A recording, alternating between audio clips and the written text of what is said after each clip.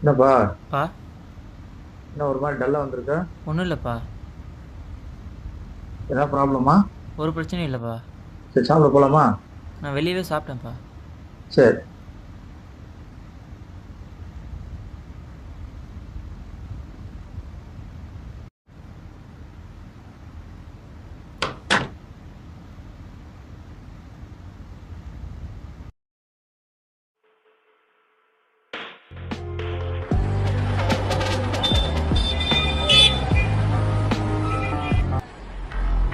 Hello. சொல்கிறா. என்னடா பண்ணிருக்க?